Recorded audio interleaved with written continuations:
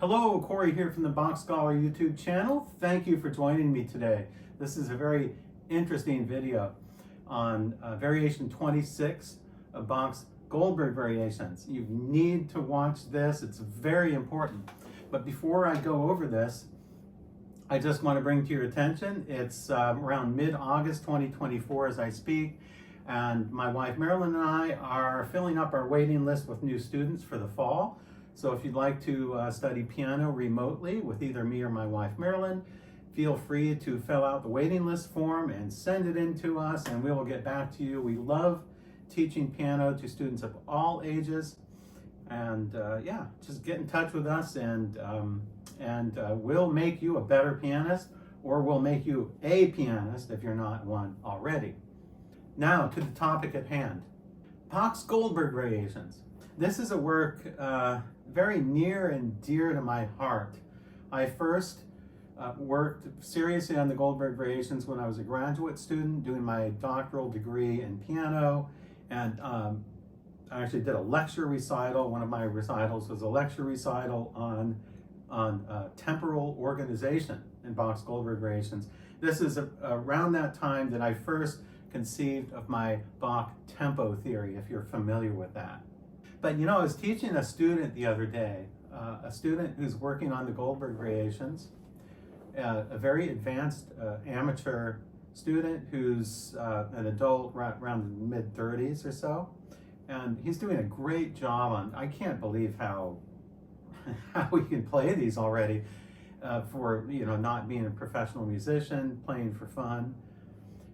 It's amazing because just, you know, 100 years ago, the Goldberg Variations, or even 50 years ago, the Goldberg Variations were considered sometimes impossible to play. And then Glenn Gould, of course, made it popular with his very famous recording. I think it was from 1955 or 56. And then the rest is history, because after Glenn Gould recorded it in the 50s, then it just started to surge in popularity. Now, because I remember when I was in college in the 80s, it was nobody played the Goldberg Variations. I mean, nobody. I don't know anyone that played it. Now everyone wants to play. I mean, 6-year-old kids play the Goldberg Variations. Or it's crazy. It's absolutely insane. Okay. So I was teaching this to my student, and I brought up, he was working on Variation 26. Okay. Now, I have my own edition of the Goldberg Variations here, published by BachScholar Publishing. You're welcome to get this. But just as a heads up, okay, if you get this, I hate to say, my Variation 26, I don't have the notes aligned properly vertically because I don't know what I was thinking, but I need to go back and revise this. And I'm going to explain that today in this video on Bach's Goldberg Variations. So I have, in addition to my own edition here, I'm actually, today I'm referring to the Barenreiter edition here, edited by Christoph Wolff. Now, what's very interesting about Variation 26 is the history of this variation. And that if you're familiar with Glenn Gould's recording, from his first recording, he plays this just rip-roaring fast. It's like, Variation 26 is, you know,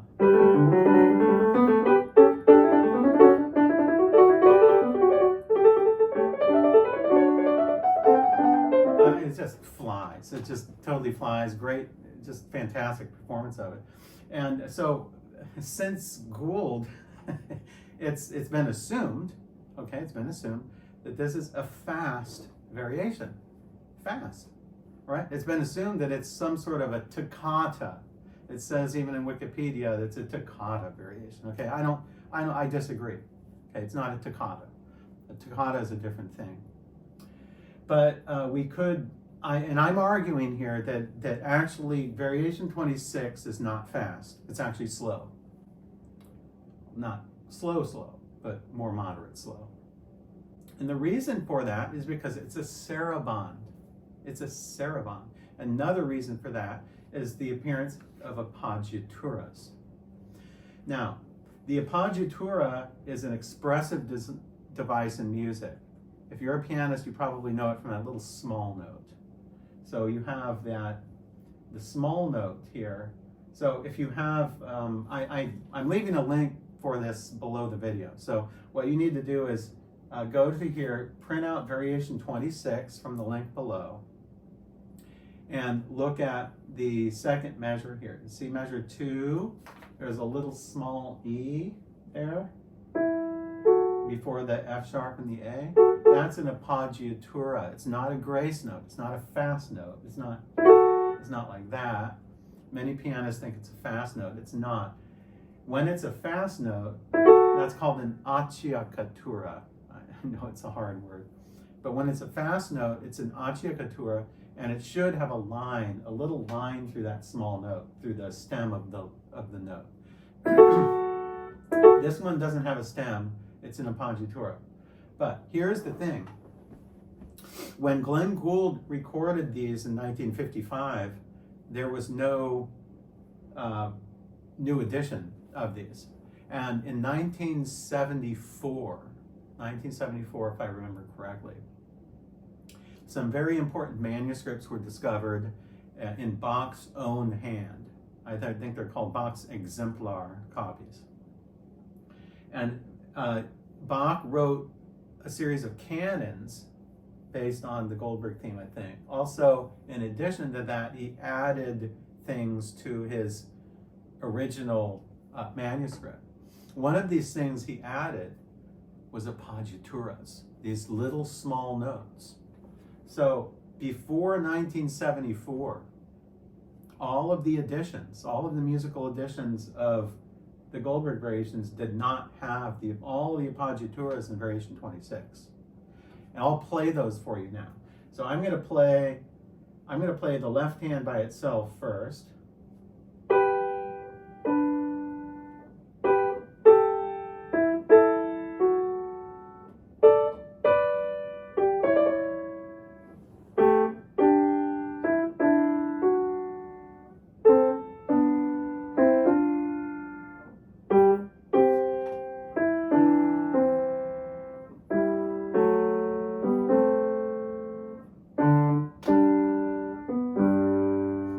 My right hand to cheat a little bit. You can hear da da da da da da tiara. That tiara, that's an appoggiatura. There's lots of those all throughout this piece. Now, if you look up what an appoggiatura is, I have appoggiatura on the Wikipedia site in front of me here. I'm going to read it to you. An appoggiatura is a musical ornament that consists of an added non-chord tone in a melody that is resolved to the regular note of the chord.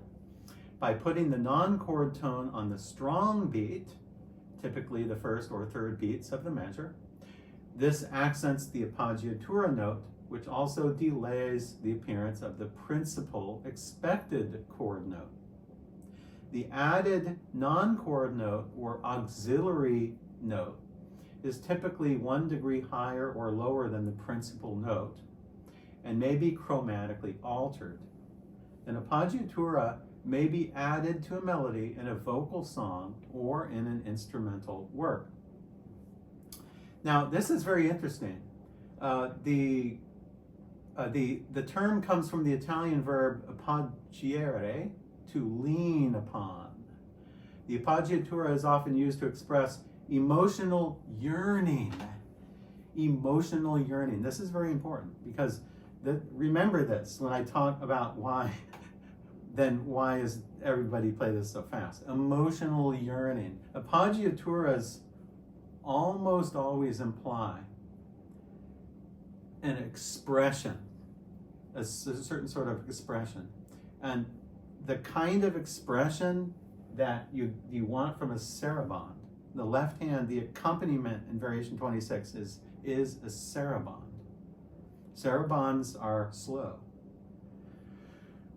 So you can see where I'm going with this. It has appoggiaturas, expressive appoggiaturas that were found in 1974. But if you take out all the appoggiaturas, it looks like it's a fast composition. So no appoggiaturas, and you want to play it like this.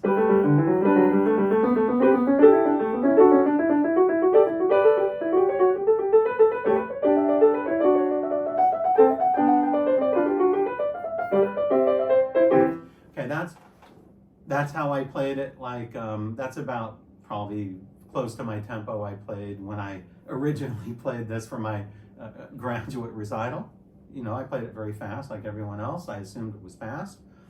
But, you know, I've been rethinking this. In the last, I'd say, probably 10 or 15 years, I've really been seriously thinking about this variation and really thinking it should be slow and not fast. This is really radical because you don't hear this ever played slow.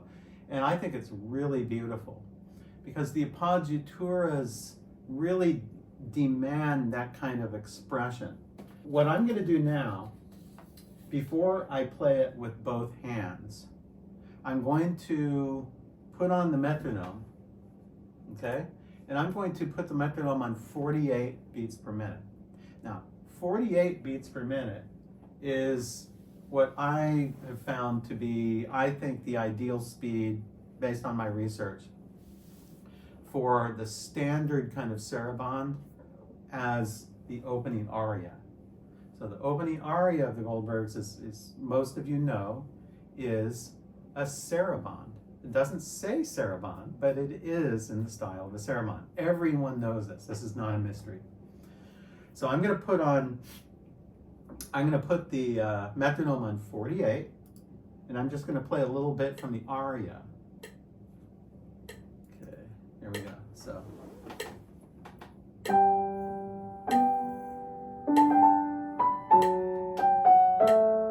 Appoggiatura.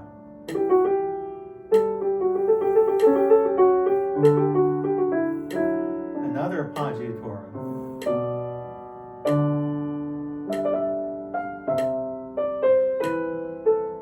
Another appoggiatura there. So all those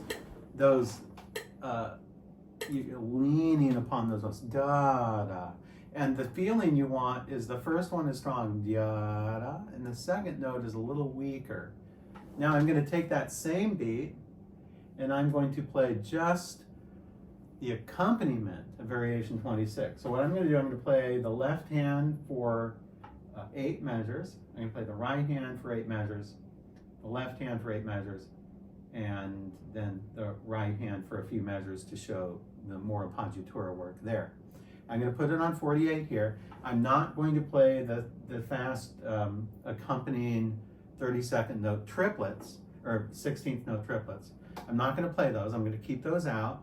I'm just going to play the saraband part with the appoggiaturas and with the metronome on 48, okay? So I'm going to take the same speed as the aria here. Aria.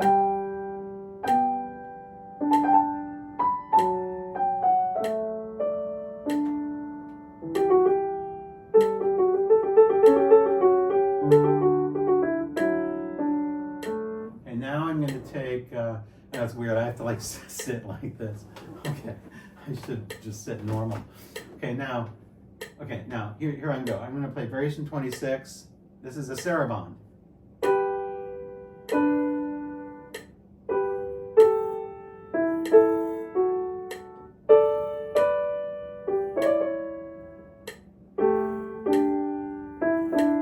I'm using some pedal too.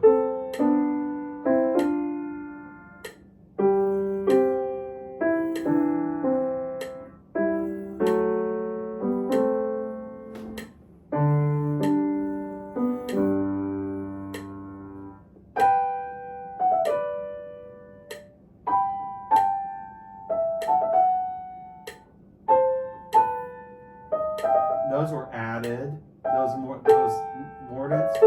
Sorry.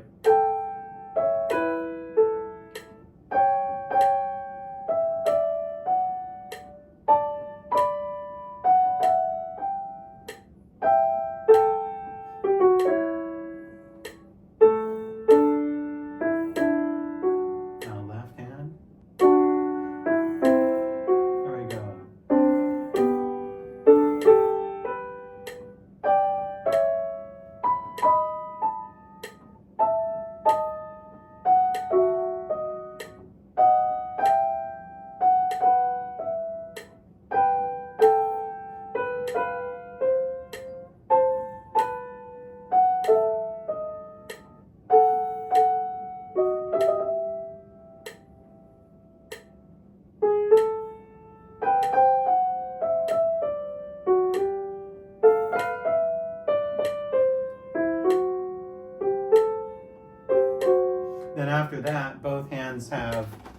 Both hands have the faster triplet 16th notes there, especially this last part in measures 25 and 26. Listen to this.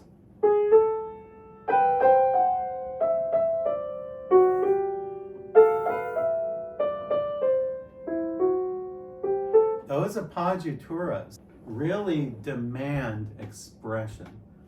And in order to get that kind of expression that you need with a saraband, you need to slow it down. Thus, I am arguing that this is a slow piece. It's not a rip-roaring fast, as fast as you can play toccata.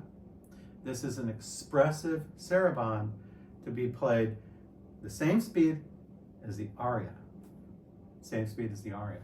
Now, just to put in another perspective here, if you have partitas, open your book to Partita number 3. Partita number 3 in A minor, and turn to the saraband of this.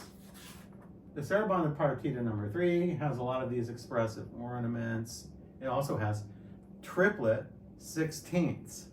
Okay, so I'm gonna put it on 48, the sort of kind of standard saraband speed, like the aria. I'm gonna play a little from the saraband from Partita number 3.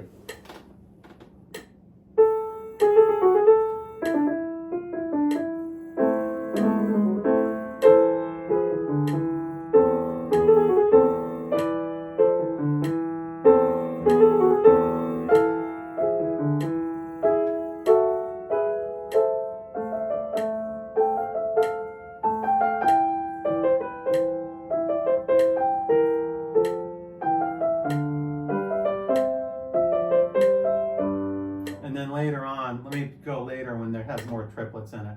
I'm going to jump over to measure 20. Here's a cadence.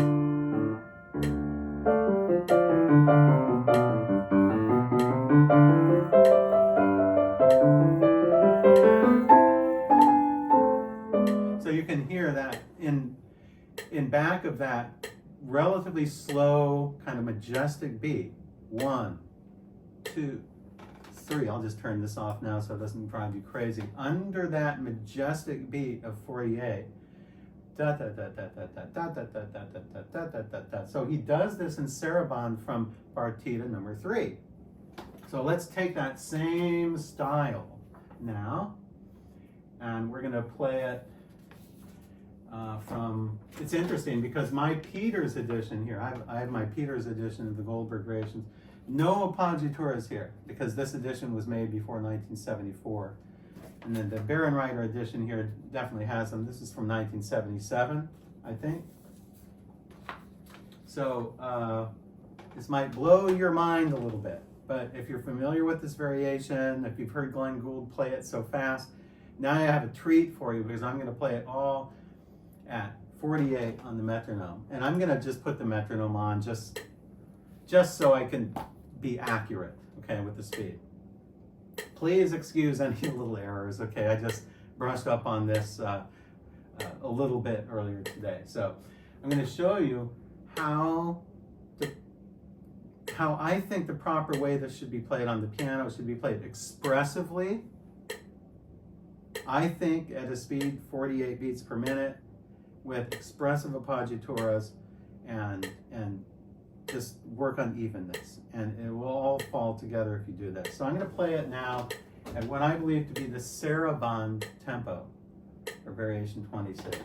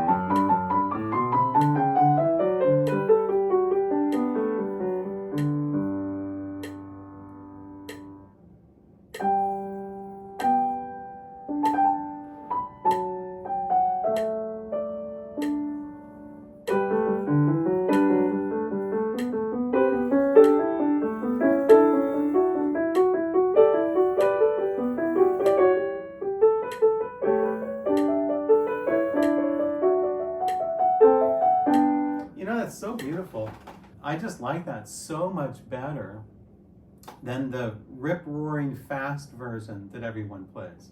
If you choose to play it fast, leave the appoggiaturas out.